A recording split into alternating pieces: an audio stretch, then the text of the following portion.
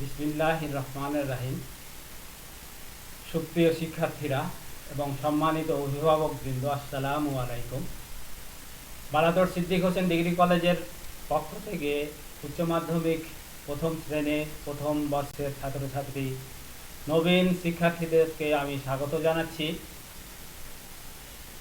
তোমরা উচ্চ মাধ্যমিক এসএসসি পাস করে এইচএসসি শ্রেণীতে একাদশ শ্রেণীতে প্রথম বর্ষের আমার সাথে প্রথম ক্লাস, সেই জন্য তোমাদেরকে আরও আমার অন্তরের অন্তঃস্থল থেকে তোমাদেরকে আমি স্বাগত জানাচ্ছি বাহাদুর সিদ্দিক হোসেন ডিগ্রি কলেজের পক্ষ থেকে।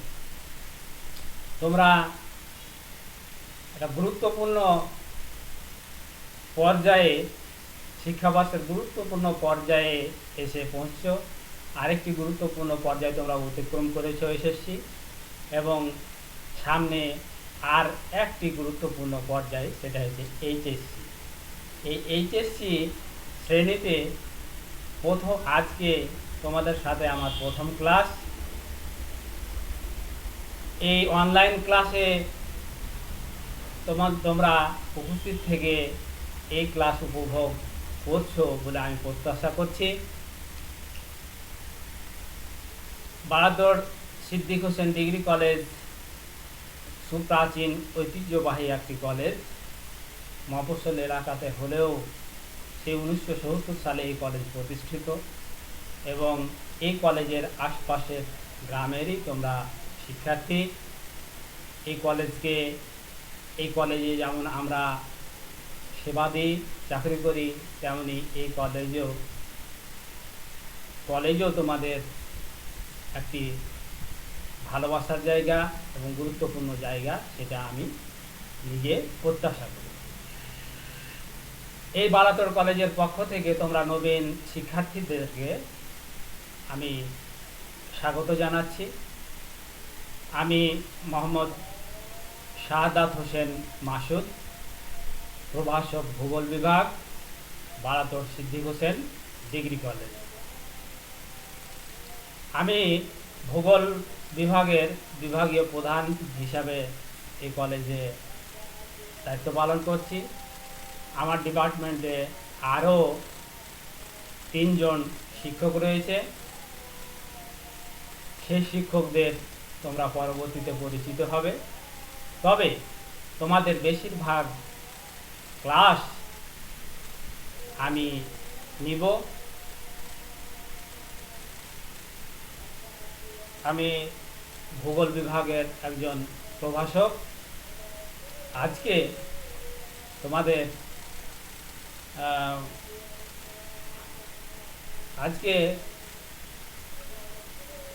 আমার ক্লাসে ভূগোল বিভাগের ক্লাস।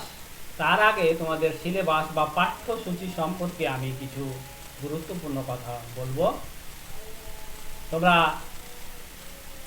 এসএসসি পাস করে এসছো।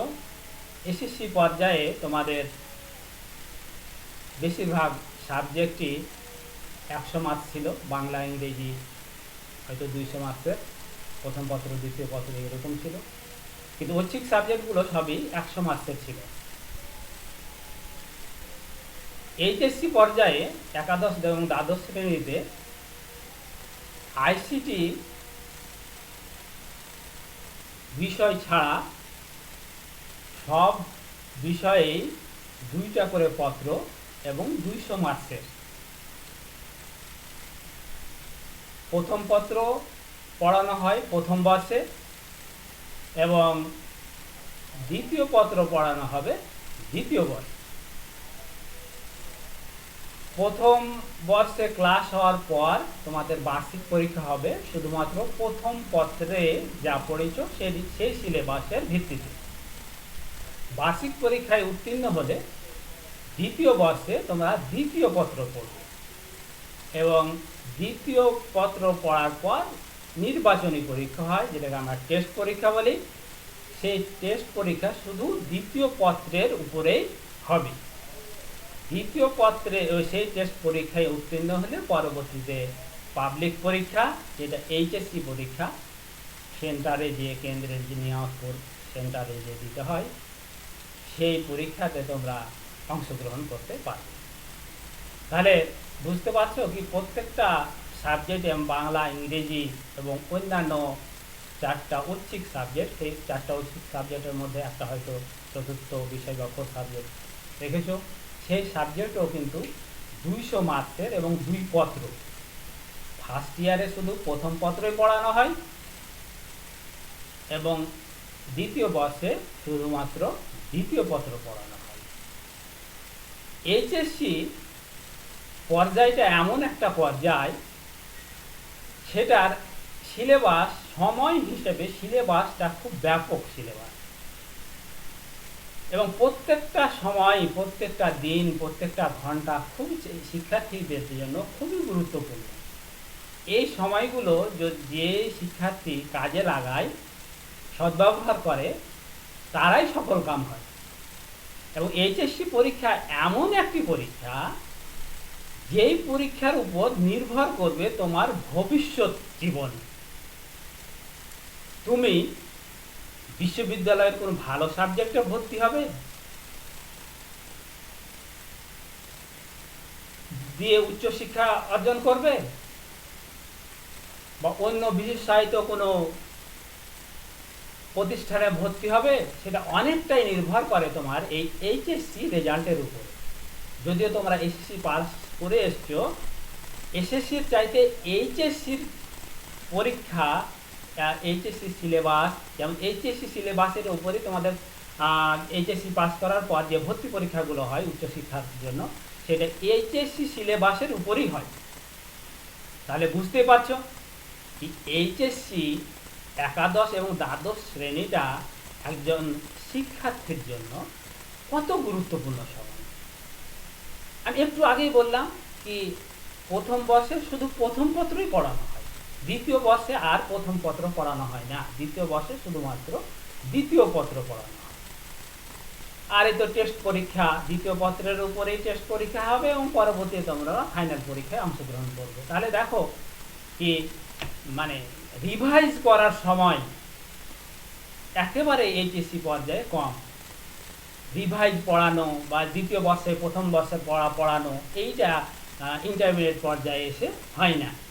তোমরা এসএসসি পর্যায়ে অনেক ক্লাস পেয়েছো, একই সাবজেক্ট অনেক রিভাইজ হয়েছে, শিক্ষকরা হয়তো ভালোভাবে পড়ানোর সুযোগ পেয়েছে। এইচএসসি পর্যায়ে কিন্তু ক্লাসের পরিমাণ এসে তোমাদের কমে যাবে।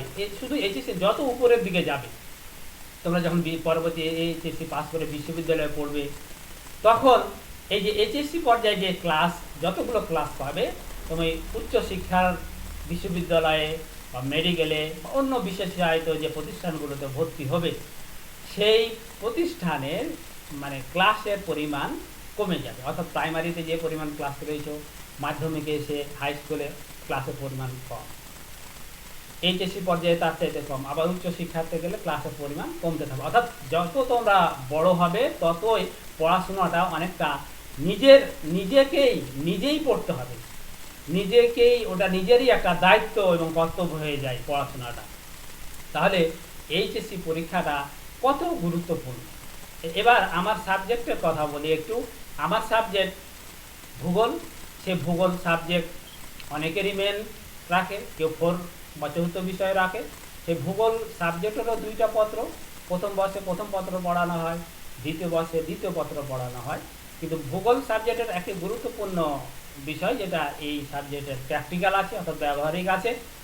সেটা প্রথম পত্রে যে 100 মার্কস, তার মধ্যে 25 মার্কস হচ্ছে প্র্যাকটিক্যাল বা ব্যবহারিক, এবং দ্বিতীয় বর্ষে যে 100 মার্কস, তার মধ্যে 25 মার্কস হচ্ছে ব্যবহারিক। যে টোটাল 2 পত্রের টোটাল ব্যবহারিক নম্বর হচ্ছে তোমার 50, আর 150, অর্থাৎ 75 150 হচ্ছে তোমার লিখিত পরীক্ষা, বা সেখানে নৈর্বচনিকও আছে, আবার তোমার সৃজনশীল পদ্ধতিও আছে। অর্থাৎ ব্যবহারিক পরীক্ষা হচ্ছে তোমার 50 মার্কসের। তো আমার সাবজেক্ট আমি এইটুকুই বললাম আজকে। পরবর্তীতে তোমাদের নিয়ে ধারাবাহিক ক্লাস আমি নিব ভূগোলে, সেখানে অনেক বিষয় বলবো। যে আমার পরিচয় একটু আগে বললাম, পরবর্তীতে আমার সাবজেক্ট সম্পর্কে কিছু বলি। আজকে তোমাদের পাঠ পরিচিতি যেটা পড়াবো, বিষয় ভূগোল, শ্রেণী একাদশ, এটা প্রথম অধ্যায় পড়াবো। আজকে তো জানিসই তোমরা 5 তারিখ, গতকাল তোমাদের ক্লাস উদ্বোধন হয়েছে, তোমরা দেখেছো। আজকে দ্বিতীয় দিন, সেই দ্বিতীয় দিনে আমি ভূগোলের ক্লাস নেব। প্রথম অধ্যায়ে কিছু তোমার ভূগোল সম্পর্কে জাস্ট একটু পরিচয় করানোর জন্য। তো প্রথমেই আমি ভূগোলের বই, তোমরা এই বারাতর সিদ্দিক হোসেন ডিগ্রি কলেজের আমার প্রায় অভিজ্ঞতা প্রায় 18 বছরের এই শিক্ষকতা জীবন।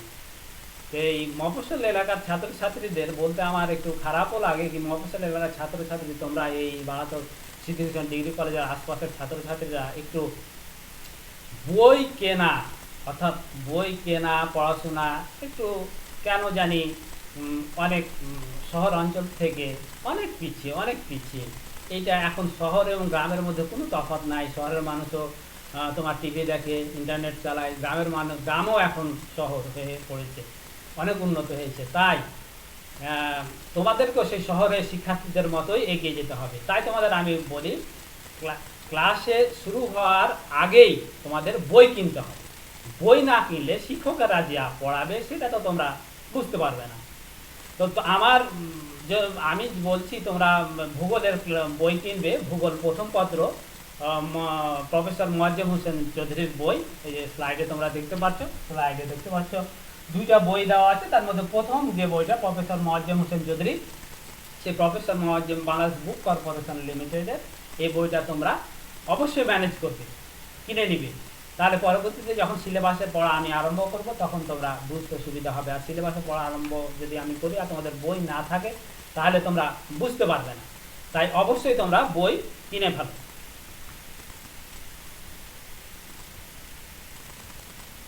তো আমার সাবজেক্ট হচ্ছে ভূগোল।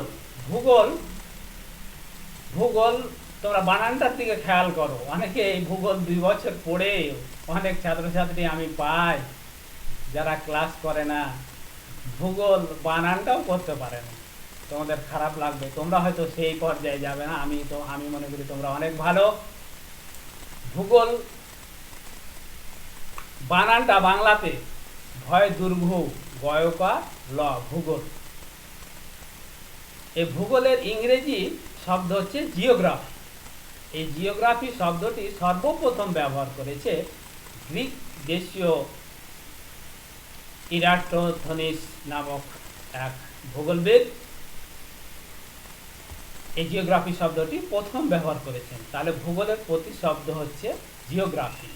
জিওগ্রাফি শব্দটি 2টি সিলেবল দিয়ে বিভক্ত। দেখো তোমরা, জিও অর্থ হচ্ছে ভূমি বা পৃথিবী, আর গ্রাফি অর্থ বর্ণনা। তাহলে জিওগ্রাফির মানেটা কি দাঁড়াচ্ছে? পৃথিবীর বর্ণনা। তাহলে জিওগ্রাফি পড়লে আমরা পৃথিবীর বর্ণনা সম্পর্কে জানতে পারব। জিওগ্রাফি এমন একটি সাবজেক্ট কি তোমার বিশ্ব তুমি ভ্রমণ করবে ঘরে বসে থেকে, মজার সাবজেক্ট।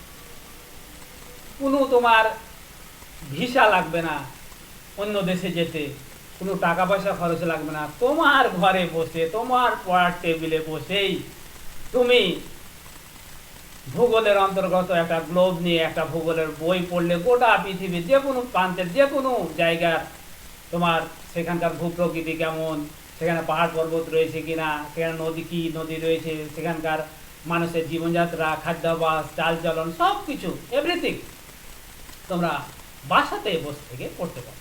ভূগোল এমন একটি সাবজেক্ট। তাই এই ভূগোলের জ্ঞান ভূগোলের শিক্ষার্থীদের তো অবশ্যই ভালো জানতে হবে। এছাড়া অন্যান্য যে কোনো শিক্ষিত মানুষের জন্য ভৌগোলিক জ্ঞান থাকা অবশ্যই কর্তব্য। এরপরে আমি ভূগোলের আর কিছু তোমাদের একটু আলোচনা করি। আজকে প্রথম ক্লাস, ভূগোলের সংজ্ঞা আমরা একটু আলোচনা করি আজকে। সাধারণ সংজ্ঞা বলা যায়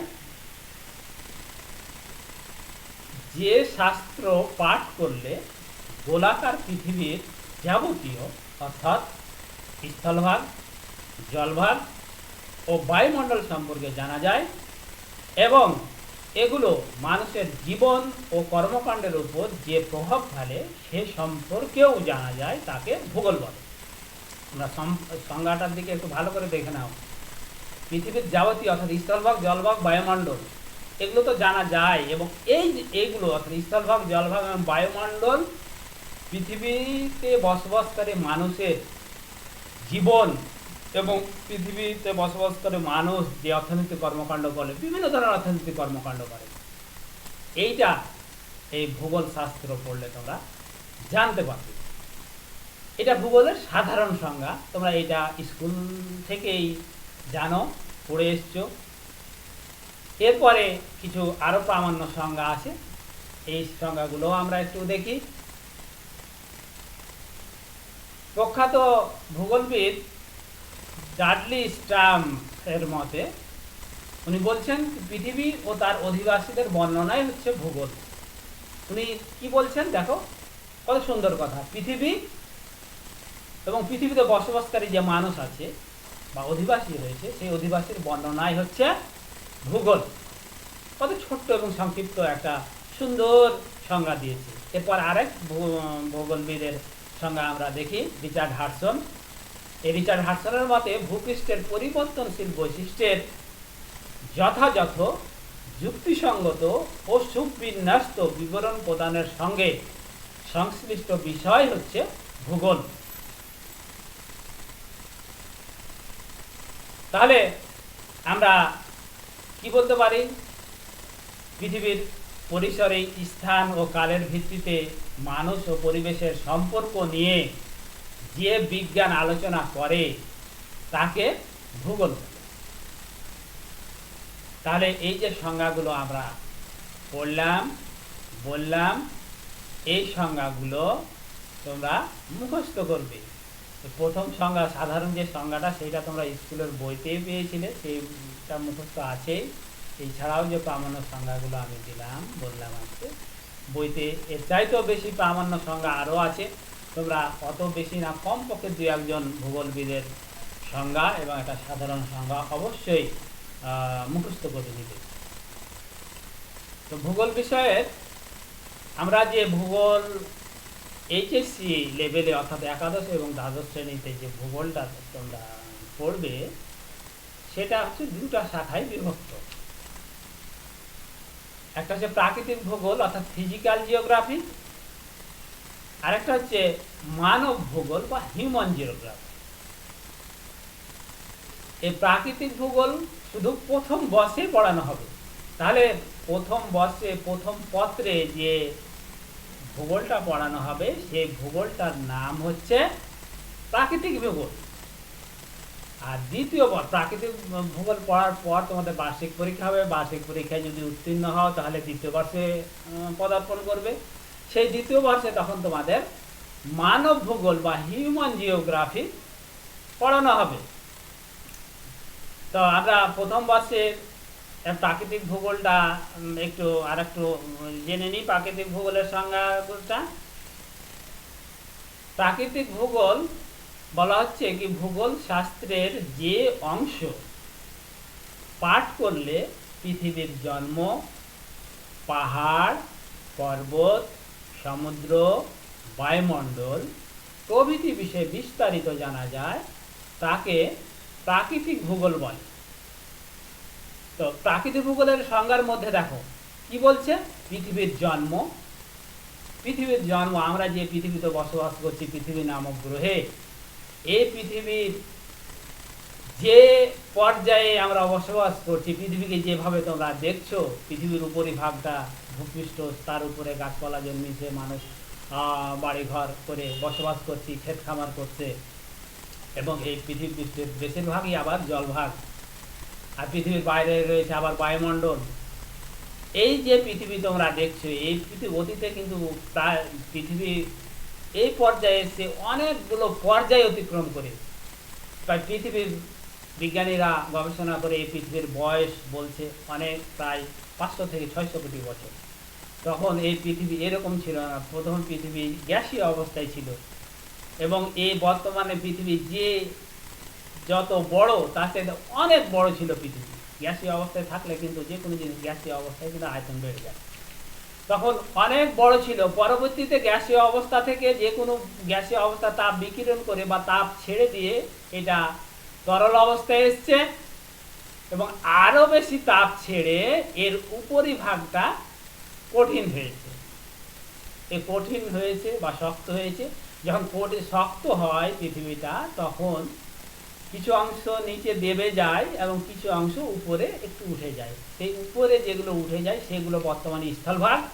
যে পৃথিবীর 3 ভাগ জল, 1 ভাগ স্থল, সেই স্থলভাগ হচ্ছে যেগুলো একটু উঁচু সেগুলো স্থলভাগ, আর যেগুলো নিচু সেগুলো পুরোটাই হচ্ছে জলভাগ। এইভাবে কিন্তু পৃথিবীর জন্ম। এই পৃথিবীর জন্ম আমি খুব সংক্ষিপ্তভাবে বললাম, পরবর্তীতে তোমরা আরও উপরের অধ্যায়গুলো যখন পড়বা তখন পৃথিবীর জন্ম সম্পর্কে অনেক তত্ত্ব রয়েছে, সেগুলো সম্পর্কে আমরা আলোচনা করব, অনেক বেশি জানতে পারবো। তারপর এই পৃথিবীর স্থল ভাগের মধ্যে আবার পাহাড় পর্বত রয়েছে, মালভূমি রয়েছে, সমভূমি রয়েছে, সেগুলো সম্পর্কেও এই প্রাকৃতিক ভূগোল পড়লে আমরা জানতে পারবো। তারপরে একটু আগে বললাম পৃথিবীর জলভাগ হচ্ছে 3 ভাগ। এই সমুদ্র সম্পর্কেও আমরা এই প্রাকৃতিক ভূগোল পড়লে এই সমুদ্র, 5টা সমুদ্র, মহাসমুদ্র, এই 5টা মহাসমুদ্রের নাম তোমরা অবশ্যই জানো।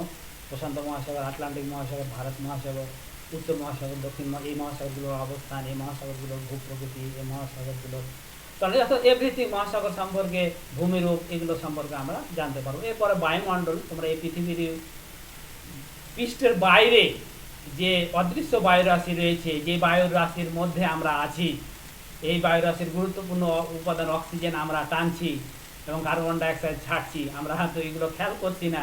এগুলো ভালোভাবে তোমরা উপলব্ধ, এটা বায়ুমণ্ডল থেকে আমরা নিচ্ছি। এই যে বায়ুমণ্ডলে মেঘ হচ্ছে, বৃষ্টি হচ্ছে, কুয়াশা হচ্ছে, ঝড় প্রবাহিত হচ্ছে, এগুলো আমরা কেন হচ্ছে, এগুলো এই বিষয়গুলো আমরা এই বায়ুমণ্ডল অর্থাৎ প্রাকৃতিক ভূগোল পড়লে, অর্থাৎ প্রথম বর্ষেই আমরা এগুলো জানতে পারবো। তাহলে প্রাকৃতিক ভূগোল অর্থাৎ প্রথম বর্ষে আমরা পৃথিবীর জন্ম, পাহাড় পর্বত, সমুদ্র, বায়ুমণ্ডলের যা কিছু সংঘটিত হয় সব কিছু এই প্রাকৃতিক ভূগোল পড়লে আমরা ধীরে ধীরে জানব। তো আজকে ভূগোলের আমি সংজ্ঞা এবং কিছু গুরুত্বপূর্ণ কথা তোমাদের জন্য উপস্থাপন করলাম। পরবর্তীতে ধারাবাহিকভাবে ক্লাস চলতেই থাকবে আমার। এই ভূগোল ক্লাস মজার ক্লাস, তোমরা অনেক ব্যবহারিক আশপাশে যা কিছু সংগঠিত হয় সেগুলো ভূগোলের ক্লাস করলে, ভূগোল পড়লে আমরা খুব সহজে সেগুলোর মর্মার্থ বুঝতে পারবো, জানতে পারবো। তো তোমরা আজকে আমার প্রথম ক্লাস, সংক্ষিপ্ত ক্লাস করলাম। সবাই তোমরা সুস্থ থাকো, সুন্দর থাকো, ভালো থাকো, এই প্রত্যাশায় আমি আজকের ক্লাসের সমাপ্ত ঘোষণা করছি। খোদা হাফেজ।